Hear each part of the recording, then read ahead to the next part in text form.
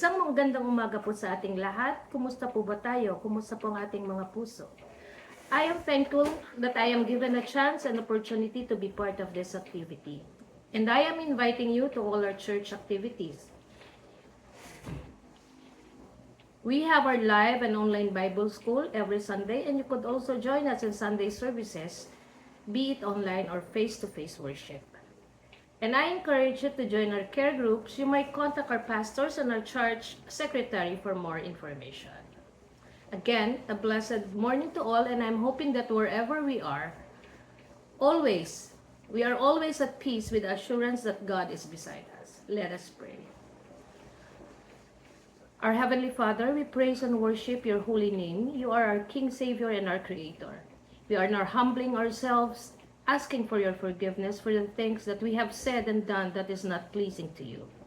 We thank you, O Lord God, for your continuous blessing, love, and protection to each one of us. Guide us, Lord God, this morning. Open our heart and make us understand your message. Light our way and make us sensitive to what you want us to do. Make each one of us a channel of blessing, peace, and love, and may your light shine as we live our lives here on earth. This we pray in Jesus' name. Amen. Our text for today is from Isaiah 9, verses 1 to 4. Ito po sinasabi niya. Nevertheless, there will be no more gloom for those who were in distress. In the past, he humbled the land of Zebulun and the land of Naphtali. But in the future, he will honor Galilee of the nations by the way of the sea beyond the Jordan. The people walking in darkness have seen a great light. On those living in the land of the darkness, a light has dawned. You have enlarged the nation and increased their joy. They rejoice before you as people rejoice at the harvest, as warriors rejoice when dividing the plunder. For as in the day of Midian's defeat, you have shattered the yoke that burdened them. The bar across their shoulders, the rod of their oppressors. Pagpalain po ng Diyos ang pagkakabasa ng kanyang mga salita. Ang sermon po natin ngayon is papaanong ang Panginoon ay nananatili sa ating tabi despite of any situation that we are in. For example, in verses 1 to 2, it begins honestly. Kasi sinabi po niya yung lugar na Zebulun and Naphtali, isang rehiyon na sinakop and nakalimutan. But God does not ignore their pain. The people working in darkness have seen great light. Darkness here represent oppression, loss, and hopelessness. However, makita po natin that God speaks light before the situation changes. God does not deny our pain, but He does not let pain define our future. Yun nga po ang sinasabi, hindi porke isa kang Kristiyano, exempted ka sa paghihirap, sa challenges, sa problema. But then, alam natin na after we go through those challenges, troubles, and problems, we raised more stronger. And we have a much better relationship with God. Maari po sa panahon ngayon, we are in darkness. Meron tayong mga kinakaharap na problema, kinakaharap na suliranin, mga challenges. But alam po natin na hindi siya permanente because God is with us. And He turns these things into a learning lesson, not a stumbling block. In verse 2, the people did not create the light. They did not earn it. The light came to them. And this is grace. Alam po natin yung grace is something that we do not deserve, but God give us grace because we are loved by God. For Christians, this light ultimately points to Jesus Christ, the light of the world, katulad nga po ng sinasabi sa John 8:12. Madalas po tayo ay nabubulag because sa sin, sa tukso.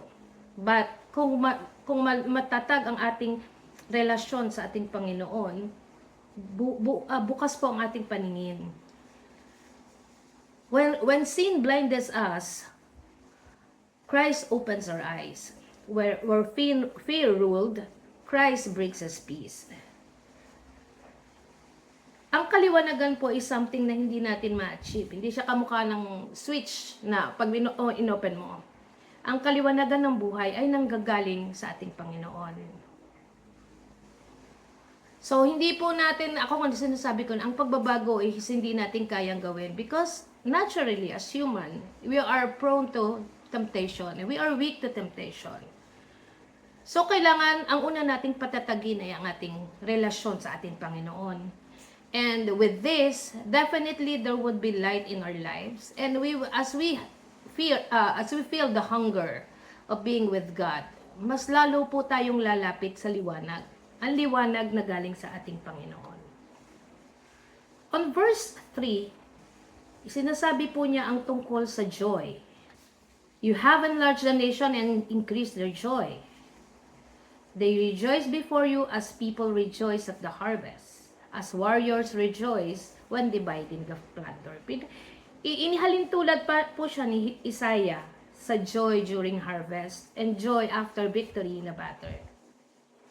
Hindi po siya simpleng kaligayahan or kasiyahan, but this is an overflowing joy. So makikita po natin na God does not remove sorrow o kalungkutan, but He replaces it with celebration. Isang magandang ehemplo nga po, yung istorya ni David na ibinenta siya ng mga kapatid niya. Kung titingnan po natin yun, sa panahon natin ngayon, pag ibinenta ka, malulungkot ka kasi parang wala kang silbi, wala kang halaga.